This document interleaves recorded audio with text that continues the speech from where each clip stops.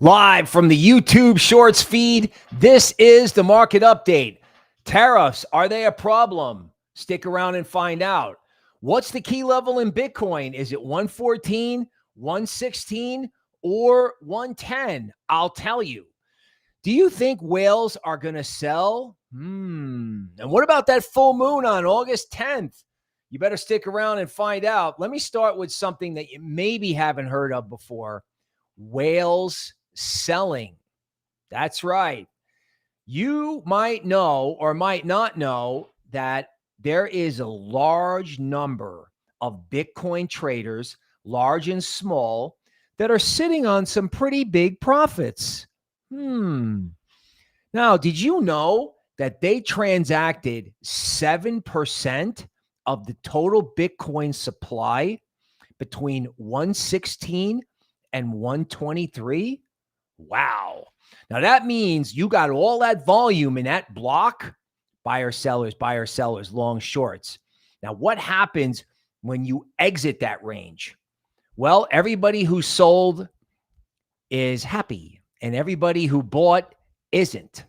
This includes the Bitcoin treasury companies and the e-treasury companies. And what do they have in common? They haven't taken any heat yet. Everyone's like, oh, this is easy. I'm going to buy it from my treasury. Okay. They haven't taken any heat yet. But that said, there's no point in getting bearish because we're not bearish. Now, where there is a section of world that's bearish, it's stocks. And let me tell you, don't go anywhere. Let me tell you how stock market declines unfold. First, stocks go down. Everyone gets bearish. Then what does it do? It starts to grind back up. Sometimes it can retrace 3/4 of the move back before reality really sets in. So think about this for a minute. You have people that might be trapped because they bought higher. You might have people who want to take profits. You might have people that want to take profits in equities. You may have people that have been squeezed out of their shorts in equities. What could this mean? Well, I'll tell you, but you got to stick around because it has to do with some of the things that happened in September. Okay, what are we going to have in August before we get to September? The word is volatility. So everyone sells, it goes down to 110K. Then it rips back up and tests that bottom of 116, right? And you may have a lot of volatility around the full moon, August 9th or 10th, right? This is going to be a month where 1 minute everyone's bullish and then 1 minute everyone's bearish. Nasdaq's going to crash. Nasdaq's going to not crash. This is what we're doing for August. Now, there's one other scenario that since everyone just got bearish, it is possible that the market just kind of floats up a little. Because there's a famous saying in Wall Street, don't short the quiet market. So if the market actually is quiet, things could hold together. Now, I just put a big report in Patreon, both the platinum and VIP areas. So they have scenarios, right? Like, where do you buy if it goes down? What's the bullish scenario? What's the bearish scenario? Here's a hint. A major generational low is coming. Now, in order to have a generational low, you have to have a puke that gets everyone out. What could create that puke? Well, let's start with interest rates. Interest rates are too high. And the last time we saw interest rates too high, combined with a mess with trade, like tariffs or trade imbalances, believe it or not, was back in 1987. Now, you also had a frothy, overbought, overenthusiastic market back then at the end of a 5-year bull market. Now, I can't go into 1987 parallels because I just did it for Patreon, but mind your altcoin book in September. Keep what you want. Keep what you love. Keep what you married, as one of my colleagues would say. But if you're dating or flirting or you don't think it's working out and you get a rally in altcoins, see ya. You want to make sure you're in an altcoin that if it goes down 40%, you still like it. You still like it. Now, Metaplanet just added another 54 million Bitcoin. Again, these Bitcoin treasury companies haven't taken much heat yet. Now, what can also create heat? Tariffs. Let's talk about tariffs. Don't go anywhere. What's happened is, as the stock market has gone up, the orange man has gotten bolder and bolder and bolder with the tariffs, right? Now, originally, the whole talk of this wrecked the market. Now, everyone's like immune to it. Will he take it too far? Will sovereigns take it too far? What do you think? Of course, he's going to take it too far. When do those chickens come home to roost? I'm guessing in Rectember. Rectember, right? That's when it's going to happen. Now, for a generational low in September to unfold, what has to happen? A massive drop in Nasdaq, a hard flush in altcoins, a correction in Ethereum. Are these things possible? Yeah. How do you know they're going to happen in September? Well, you know, there's like a solar eclipse, and there's a lot of like weird GAN stuff that's going to happen. But one of the real signals is that you either start winding up the spring in August, that's one way, or it goes dead quiet at the end of August. Because that's what happened. That's what's happened in prior cases where you had a big slide in September, followed by a bottom in October, right? Now is the time to get ready. Like, why am I doing this from the shorts feed? What am I even talking about? I'm talking about getting you ready, right? Because these Bitcoin treasury companies, you know, they're having an easy time, right? Like Tom Hayes' ETH treasury company's buying, and Arthur Hayes is selling. Who's Arthur Hayes? Well, he made the first leveraged futures exchange way back in the day. And he's got a hedge fund now. And he took one look at Nasdaq and was like, I'm selling. I'm out. Because Nasdaq's going to fall apart. And I'm going to get to buy Bitcoin at 100 and ETH at 3,000. Now, what you have to remember about thought leaders is they're rarely wrong, but they're often early. So you may get a bounce in Bitcoin. Bitcoin may go back to 116, right? XRP is hanging out at $3, obviously a big level. If XRP can hold itself above $3, good. If Bitcoin can hold itself above 116, good. But if those levels don't hold, crypto is giving you a message. Crypto was down 3 or 4 days before equities broke. Crypto, believe it or not, is a very, very smart market. A very smart market. Crypto has preceded pretty much every big downdraft in equities. Now, let's continue with the Fed, the economy, and how it's going to impact Nasdaq. I think Nasdaq is done. The economy is worse than you thought. Interest rates are too high. The orange man is on the warpath with trade. Now, this doesn't necessarily have much to do with Nasdaq, but AI is just not profitable. The best way to do the AI trade, believe it or not, is in energy and utility companies. In other words, electricity. It's not in AI and it's not in tech stocks. And if those tech stocks get blown out, because again, it's as overvalued as it was in 2000, which is scary. Nobody remembers that. I do. That was unbelievable. And this is going to usher in the golden age of Bitcoin, the golden age of all of crypto. Because what's going to happen is you'll shake it up, drop it hard in September. You'll come back. You'll have 1 or 2 more dips, and then you'll never see those prices again, as one of my colleagues would say. A very, very, very powerful lesson is going to get told here, going to get taught about getting prepared, because very simply, sovereigns are going to screw this up. Why was the Bitcoin white paper written anyway? It was written for situations like this. Smash Satoshi says Litecoin is floating higher. Yes, Litecoin is floating. Love Litecoin, love Bitcoin Cash. But when they outperform the market, sometimes that's bearish for the overall market. Okay. Felix says, I hope your bearish outcome doesn't happen. Good question.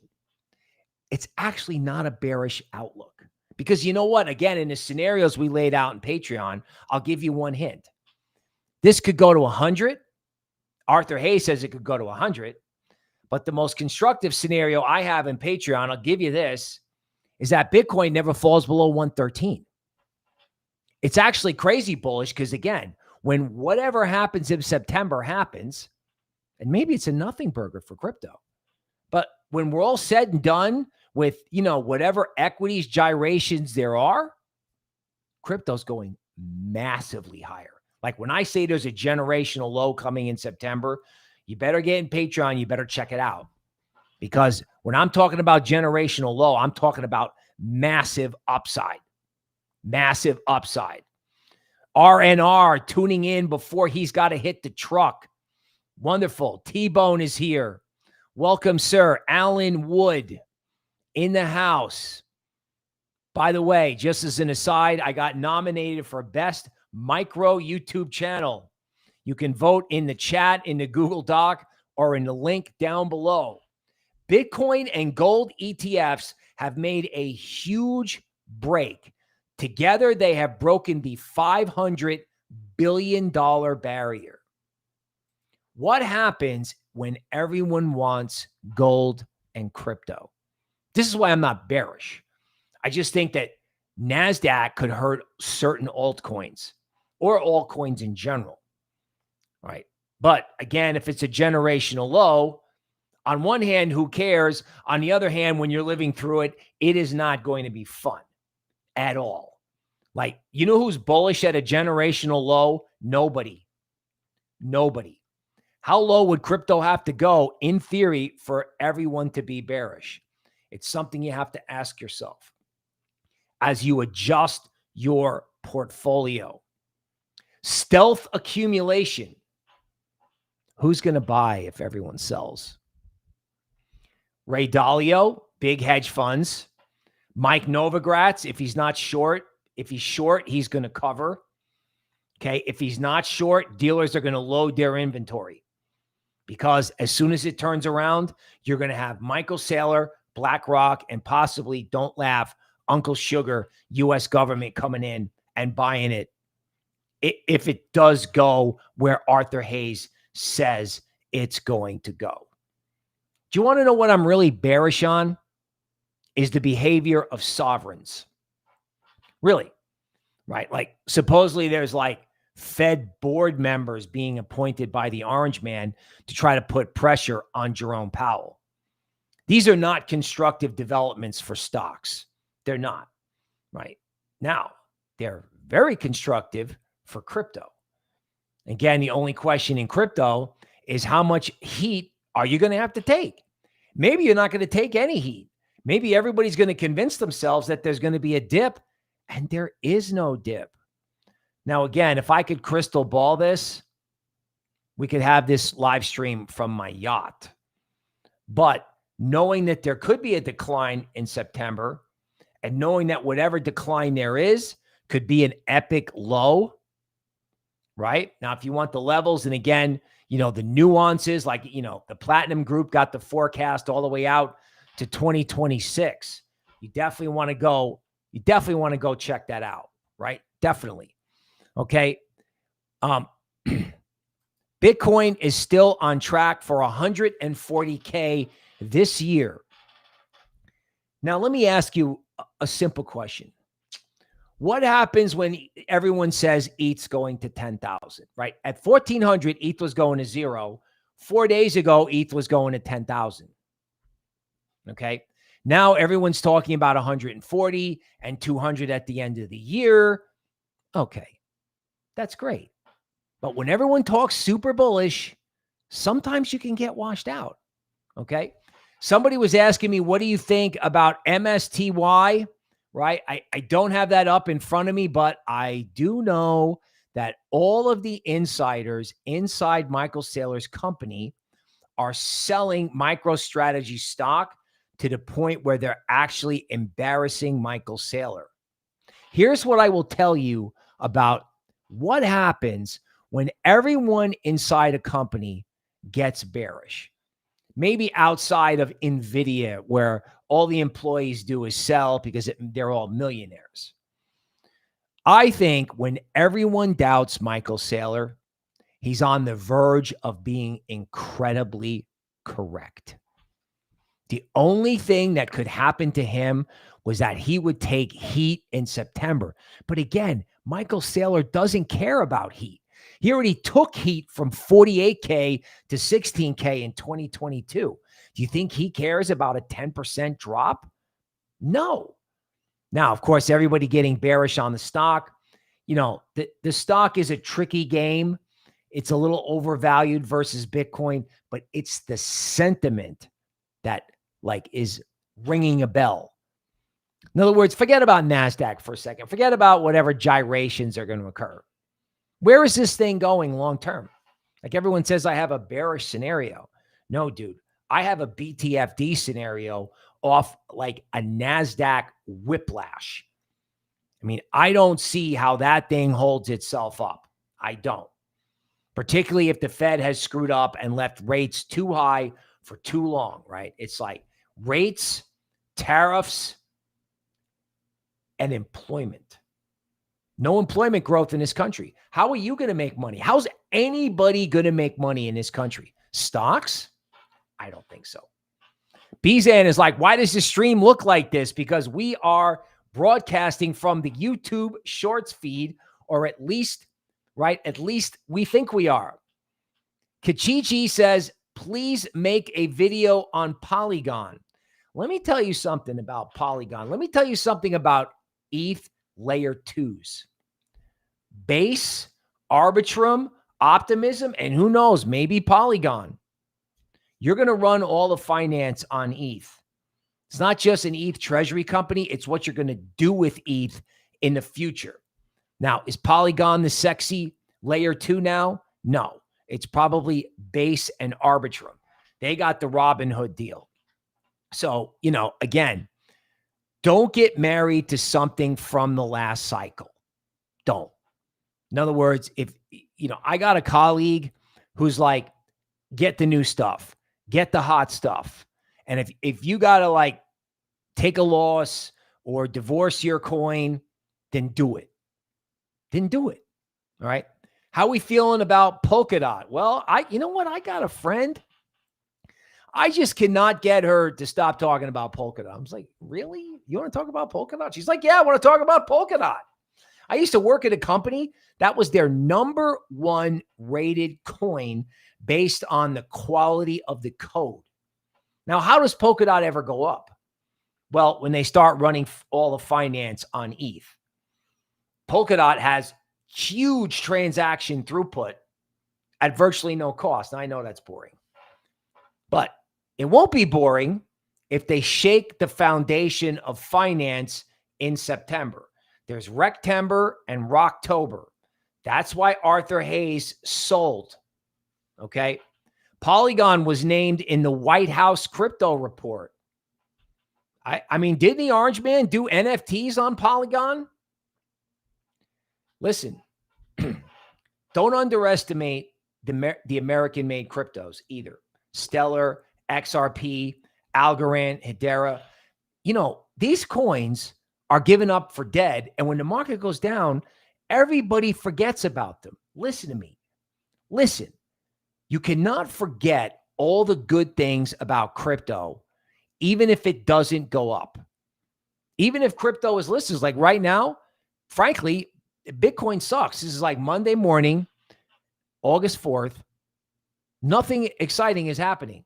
There's like no bounce. You get a bounce in Asia time, And then New York comes in and sells. Why? Because there are all these whales that want to take profits and go to the beach. You know, first we were hodling forever, and then it goes down 5% and everyone wants out. Stupid. But this can get more stupid. Now, what is even more stupid than that is sticking around and waiting for something bad to happen when you still have time to move. In other words, don't make a move when it's down. Make a move when it's up, right? Or when it's stable. This is a time to think of yourself as your own portfolio manager. In other words, you're probably sitting out there going, yeah, you know, I don't know anything about crypto. I'm stupid. No, you're not stupid. You can figure this out. You can put money into an account, trade, or you can look. And you know what? When people ask me about their coin, you know what, dude? You already know. You already know. Now, sometimes I can help confirm what you're already saying, but you know, you're smarter when you think you are. Rugu says, morons are us. Yeah, that's what influencers want you to think, but I don't necessarily agree. Okay. Like, for example, Tom Lee, right, works at a company that has like 800,000 ETH. That's a lot. You want to hear a Tom Lee story? Tom Lee was famous for saying that Bitcoin's year-end price target was 15K as Bitcoin cascaded lower, sat at 6K, and then fell to 3. And everyone laughed at him until Bitcoin turned around 6 months later and went to 13K. Sometimes you have to be a contrarian. I have a colleague who says very simply, when everyone is selling, buy, and when everybody is buying, sell. We have to ask ourselves about Nasdaq. We have to ask ourselves, what would happen if crypto went down and I had a golden opportunity? Do you have money to take advantage of that? This is a very important question. A very important question. Chuck and Shank is V-Chain all the way. No Black Monday trending today. Thank God there is no Black Monday. Oh my God. I swear it looked like it was going to happen on Friday. And I'm like, no. I'm so happy that they want to do some type of retracement and it's stable. However, one thing you need to understand about equities is equities were up here in April. They went down 25%. Now they went all the way back up again, actually made a new high. They got you rarely get this. They got 2 chances to get out, 2 chances to take profits. And when Nasdaq rolled over the other day, I'm sure people were like, oh my God. Oh my God. Now, okay, maybe it's not oh my God today. Good. That means you got time to do whatever it is you need to do to adjust your book or not adjust your book. You're like, you know what? I don't care if this goes down 30%. I don't care. Right. And you may be like, it's not going down 30%, big boy. It's not. And I'd be happy with that too. Right. I mean, I got a friend. She's like, 113, worst case 108. She thinks the whole world would be standing down there to buy it at 108. By the way, if you want to hear the whole podcast, the YouTube member area, that podcast is tomorrow. Okay. That is your Monday morning meeting. Thanks for tuning in. We're doing this 5 days a week. We'll see you tomorrow.